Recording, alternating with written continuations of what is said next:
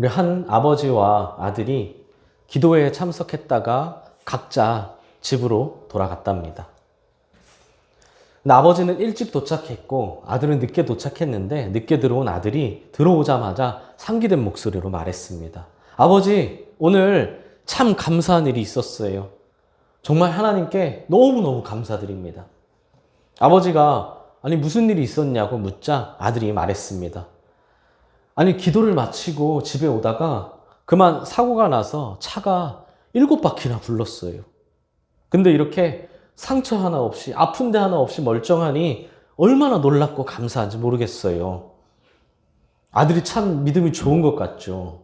이게 보통 기도에 참석하다가 집에 가다 그런 사고가 났으면 속상해하는 사람이 훨씬 많을 텐데 말입니다. 그러자 아버지가 말했습니다. 야, 사실 나는 너보다 더 감사하다. 그러자 아들이 깜짝 놀라 물었죠. 아니, 아버지는 더 큰 사고가 있었어요? 그러자 아버지가 말했습니다. 아니, 나는 한 바퀴도 안 굴렀어. 우리 아버지도 아들도 대단하지만 아버지가 참 대단한 거죠. 우리 한 바퀴도 안 구른 거를 감사하는 사람. 이런 사람이 과연 얼마나 될까요? 한 바퀴도 안 구르면 보통 당연하게 생각하거든요. 우리 성도님들은 늘 기도하시고 또 늘 감사하시길 소망합니다. 우리 지난주에 기도해야 한다고 했었죠. 한 주 동안 나라와 열방과 교회를 위해 기도하셨습니까? 우리 일주일 동안 열심히 기도했다고 당장 막 천지가 개벽하는 것은 아닙니다. 반대로 기도하지 않았다고 해서 천지가 개벽하는 것도 아니죠.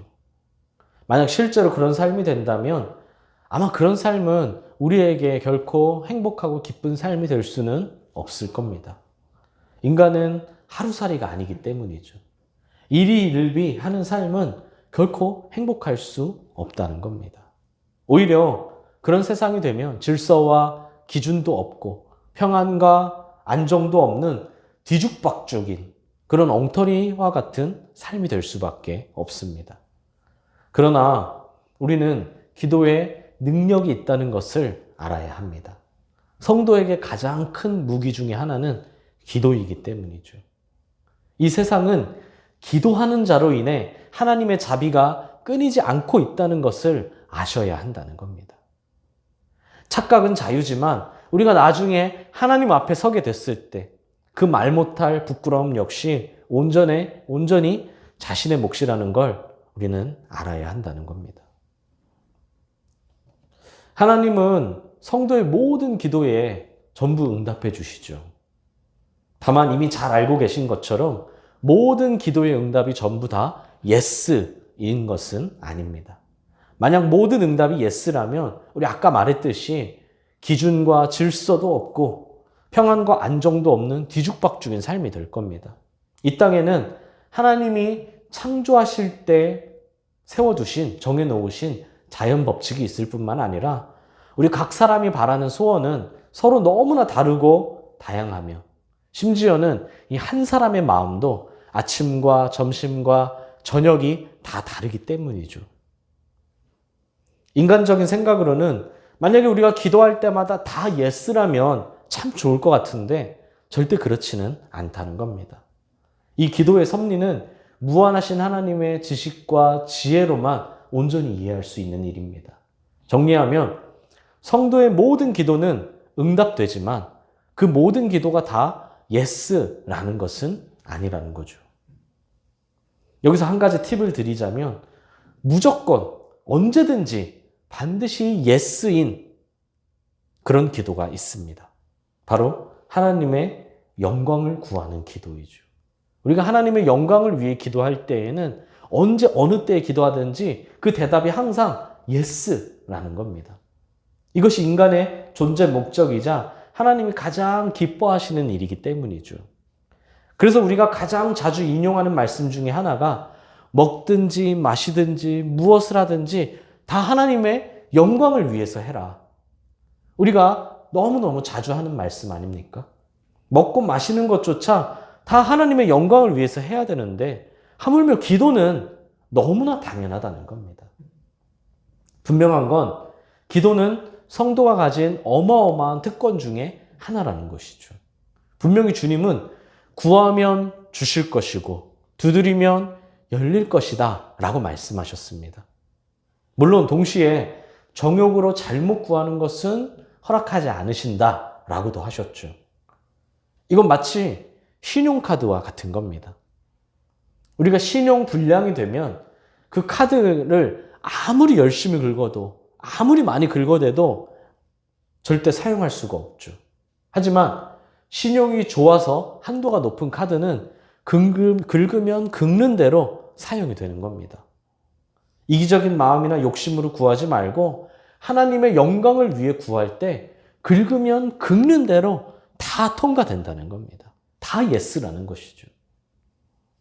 하지만 안타깝게도 우리 현실에는 또 오늘 본문에도 자신의 이기적인 욕심으로 주님께 구하는 사람이 나오는데요. 바로 야고보와 요한의 어머니인 살로메입니다. 성경이 아주 확실하게 설명하고 있는 것은 아니지만 이 살로메는 예수님의 어머니인 마리아와 자매로 추정이 됩니다. 그러니까 지금 이 살로메는 야고보와 요한은 개인적인 친분에 의해서 예수님께 청탁하고 있는 거예요. 아무래도 자매니까요. 혈연이니까요. 그럼 누군가는 야고보와 요한의 뜻과는 상관없이 어머니의 독단적인 행동이지 않았을까요? 라고 생각할 수도 있지만 우리 병행구절인 마가복음을 보면 야고보와 요한이 직접 예수님께 오늘 내용을 구하고 있다는 것을 알 수 있습니다. 그러면 마태복음과 마가복음의 내용이 좀 다르죠. 이걸 보고 혹시 성경에도 모순이 있는 건가요? 라고도 할 수 있지만 오늘 본문에서도요. 살로메를 어떻게 설명합니까? 세베대의 아내라고 하지 않고요.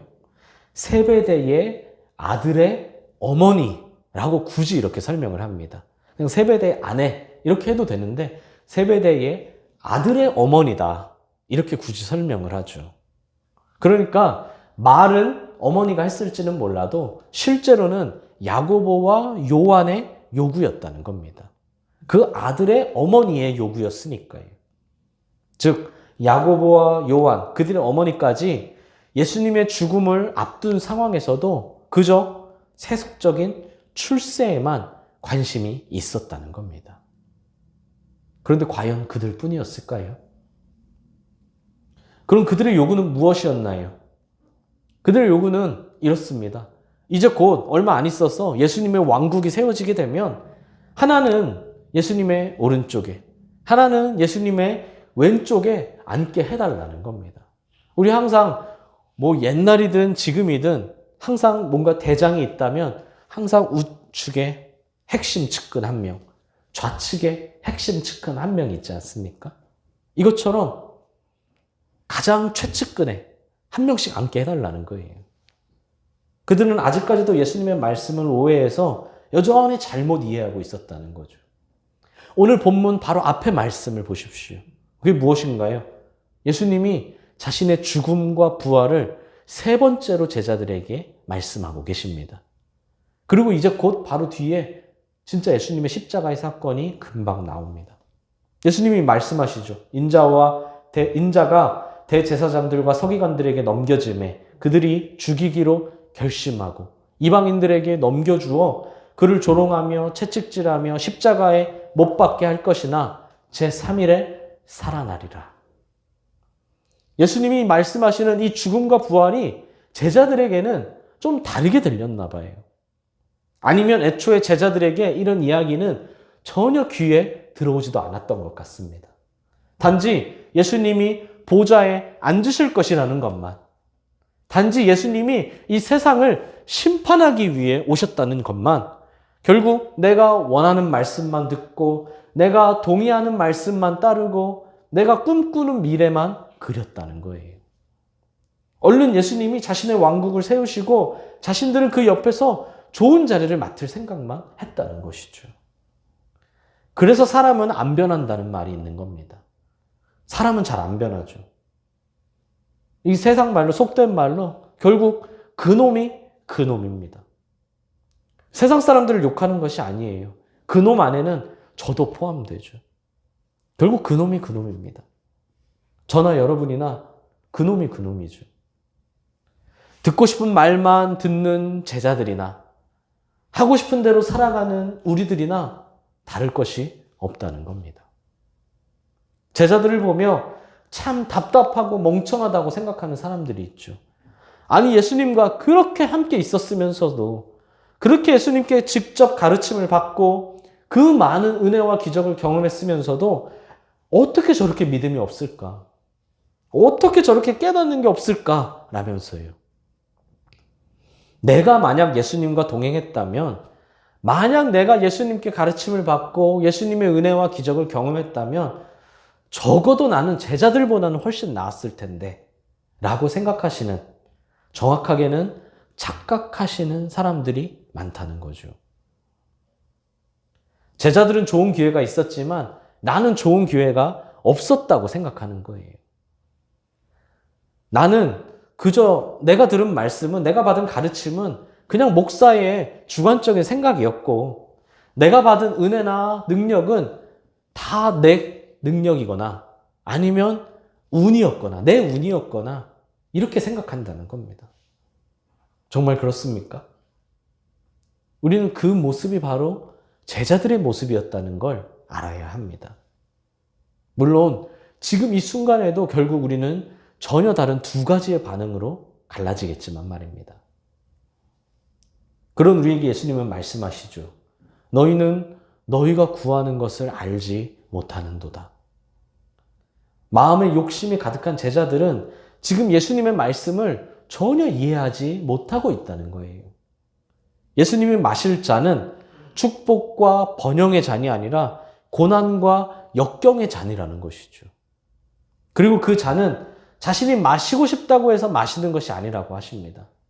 전부 하나님께서 결정하시는 것이고 하나님이 예비하시는 길이라고 하시죠. 다만 야고보와 요한도 그 잔을 마실 것이라고 주님이 말씀하십니다. 이게 무슨 말인가요? 결국 그들도 예수님의 고난에 동참하게 된다는 뜻입니다. 예수님의 말씀은 지금의 우리에게도 큰 교훈이 되죠. 지금 우리가 잘난 척하며 제자들을 손가락질할 것이 없다는 겁니다. 우리도 예수님의 말씀을 바르게 이해해야 하고 나 자신부터 바르게 알아야 한다는 겁니다. 과연 우리는 제자들과 얼마나 다른 삶을 살고 있는지, 과연 우리는 얼마나 주 뜻대로 살고 있는지 자기 자신을 돌아보라는 겁니다.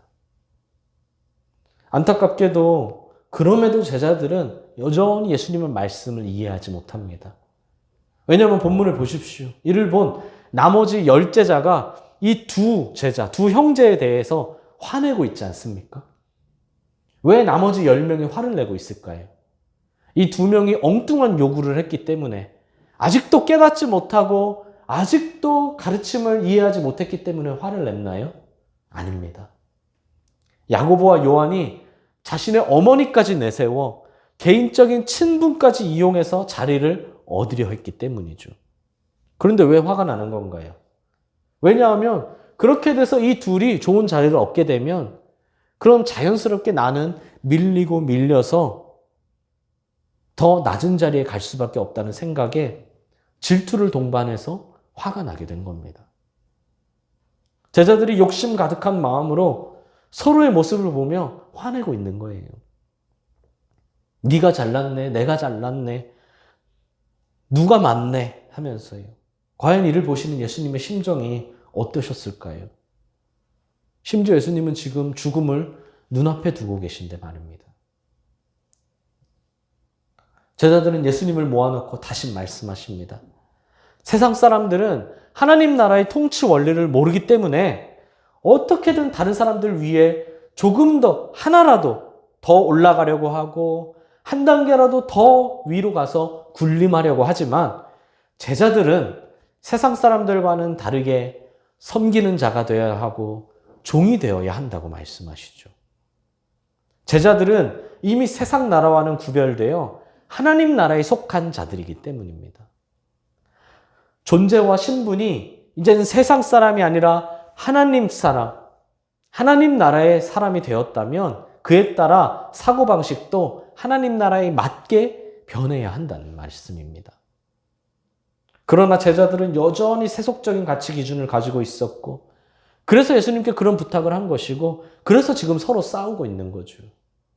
그래서 예수님은 제자들에게 세속적인 가치 기준을 버리라고 말씀하시는 겁니다. 존재만 변하지 말고, 자격만 변하지 말고, 그에 걸맞게 생각도 변하라는 겁니다. 마음가짐도 변하라는 거예요. 세상은 큰 자가 섬김을 받는 것이 당연하지만, 세상은 더 높아지려고 하고 더 높은 사람이 섬김을 받는 것이 당연하지만 주의 제자는, 주의 교회는 달라야 한다는 겁니다. 물론 현실은 냉정합니다. 가난하고 힘없는 사람이 대접받는 사회는 그냥 이상적인 세상에서만 존재하죠. 절대 우리 세상은 그렇지 않아요. 세상이 그런 유토피아를 바라지 마십시오. 듣기에 너무 달콤한 말들은요, 대부분 거짓입니다.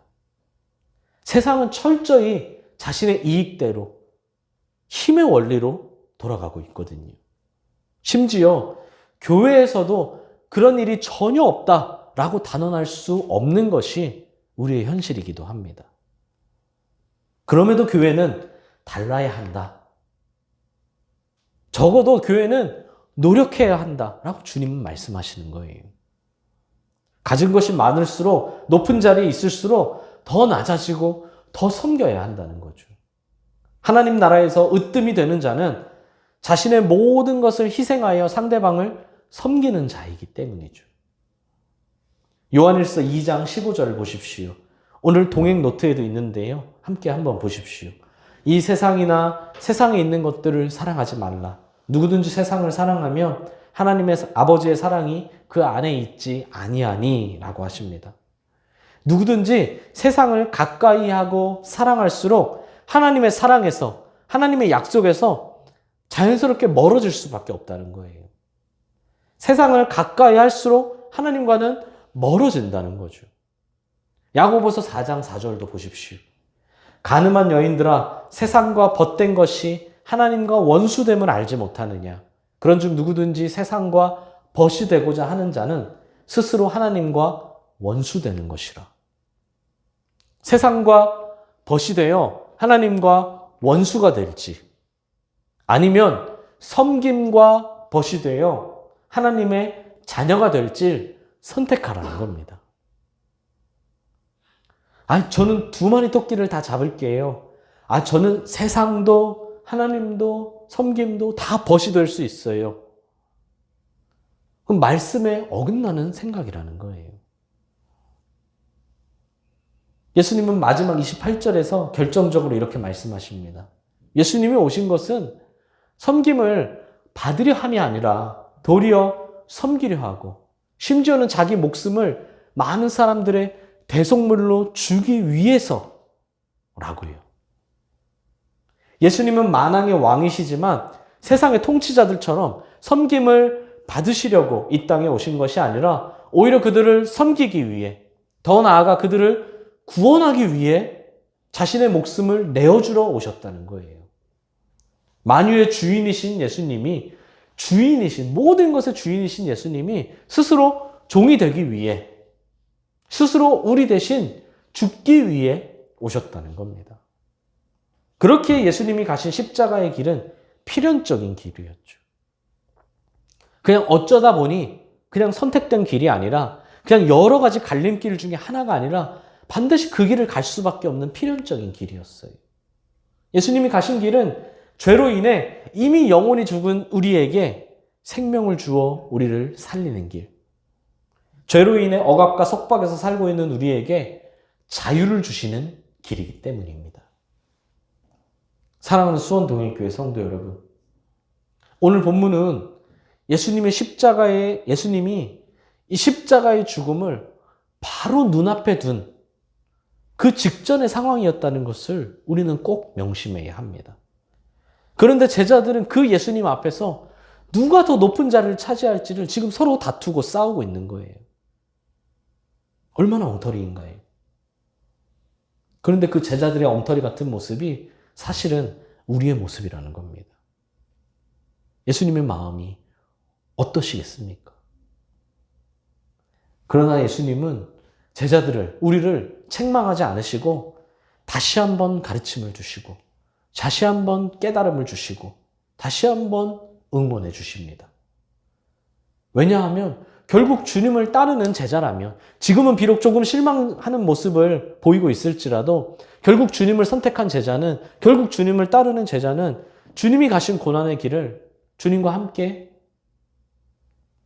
똑같이 걸어가야 하기 때문입니다. 그래서 주님은 오늘 우리에게도 물어보십니다. 내가 마시려는 잔을 너희가 마실 수 있느냐? 대답은 나의 몫이죠. 내가 어떤 대답을 하느냐에 따라 우리는 제자, 정말 주님이 가신 길을 그대로 따라가는 제자, 혹은 주님 앞에 우르르 모였었지만 또 똑같이 우르르 흩어지는 무리가 될지, 제자가 될지 무리가 될지 나의 대답에 달려있다는 겁니다. 모양만 성도인 사람과 모양은 물론 내용까지 성도인 사람으로 구별된다는 거죠. 우리 교회의 직분 중에 하나인 이 집사의 어원을 보면요. 이 집사의 어원을 보면 종 혹은 섬기는 자라는 단어에서 유래되었습니다. 그러니까 이 집사라는 말 자체가 이미 종, 섬기는 자라는 뜻을 가지고 있다는 거예요. 집사는 물론이고 결국 교회의 모든 직분은 다 섬기는 직분입니다. 목사도 마찬가지죠. 그럼 우리가 왜 직분을 얻으려고 해야 하나요? 직분을 얻으려는 이유는 더 섬기기 위해서라는 겁니다. 예루살렘 교회가 최초로 7 집사를 세운 이유는요, 봉사의 직무를 감당하기 위해서였어요. 더 많은 성도들을 도와야 되고 더 어려운 성도들을 좀 더 전문적으로 도와야 하는데 이 도울 사람을 뽑는 것, 그것이 바로 7명의 집사였다는 거예요. 높은 자리에 앉기 위해서, 거기에서 다스리고 말만, 입만 움직이는 사람이 되기 위해서가 아니라 섬기기 위해서 뽑은 사람. 그게 바로 교회의 직분, 그리고 집사, 목사, 장로, 권사라는 겁니다. 그러므로 주님의 제자라면 제자에게 가장 큰 영광은 주와 함께 고난당하는 것인 줄 믿어야 합니다. 주와 함께 고난받는 것을 거부하지도 말고 두려워하지도 마셔야 합니다. 왜냐하면 그럴 필요가 전혀 없어요. 왜냐하면 주와 함께 고난을 당하는 것은 영광의 길로 가는 지름길이기 때문이죠. 만약 우리가 의를 위해 핍박받고 주를 위해 고난당했다면 그것이 복이라는 걸 알고 기뻐해야 한다는 거예요. 고난받고 핍박받은 것을 기뻐하십시오. 예수님의 십자가 뒤에는요, 부활의 영광이 있었듯이 성도의 고난 뒤에는 그거보다 훨씬 더 어마어마한 복과 은혜가 기다리고 있기 때문입니다. 그냥 십자가의 죽음이 죽음으로 끝나는 것이 아니고 성도의 고난이 그냥 고난으로 끝나는 것이 아니라는 거죠. 오늘 설교 처음에 7바퀴를 굴러도 멀쩡했던 아들보다 더 감사했던 건 아무 일도 없었던 아버지였다고 했습니다. 급박한 순간에 얻은 감사보다 우리가 일상을 살며 겪는 작고 평범한 감사들이 사실은 훨씬 더 큰 감사라는 거죠. 하지만 많은 사람들이 이를 모릅니다. 그래서 감사하지 않고 불만이죠. 잘 되면 내 덕이고 안 되면 하나님 탓이라고 합니다. 그러나 진짜 감사를 아는 사람은 일상의 작고 평범한 일들이 얼마나 큰 감사인지를 알고 감사할 줄 압니다. 그래서 그들은요, 무슨 일에도 웃을 줄 알고요, 작은 일에도 기뻐할 줄 알고 아무 일에나 감사할 줄 알죠. 진짜 감사가 무엇인지 알기 때문입니다. 자동차가 7바퀴를 굴러도 상처 하나 없는 것이 더 큰 감사가 아니라 그냥 멀쩡히 출퇴근한 것이, 그냥 멀쩡히 2다리로 걸어온 것이 훨씬 더 큰 감사라는 겁니다. 마찬가지죠. 진짜 행복한 삶도요, 남들 위에 더 높이 올라가서 더 올라가서 군림하는 삶이 아니라요, 섬기는 삶이 진짜 더 감사한 삶이라는 겁니다. 세상의 눈에는 7바퀴를 굴러도 큰 사고를 당해도 멀쩡히 걸어 나오는 것이 감사고, 높이 올라가서 밑에 많은 사람들을 부리는 것이 더 큰 행복이지만, 진짜 감사는 작은 일에 기뻐할 수 있는 것, 섬기는 것, 이것이 진짜 행복이라는 겁니다. 물론 세상을 세속적인 가치 기준으로는요, 절대 이해하지 못해요. 말도 안 되는 궤변이라고 할 겁니다. 또 강당 위에서 또 헛소리 한다. 목사들은 꼭 저렇게 말도 안 되는 소리를 하더라. 세상은 그렇게 판단하겠죠.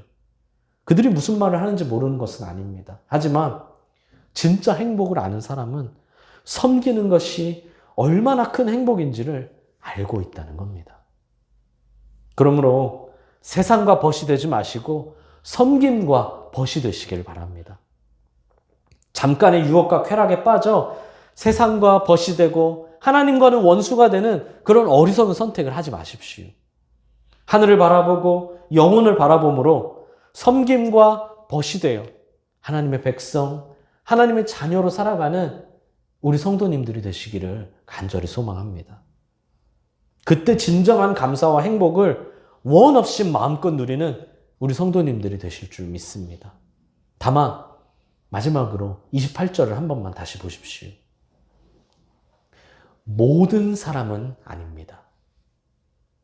주님은요, 많은 사람이라고 하셨어요. 그냥 이 자리에 있다고, 그냥 온라인으로 참석했다고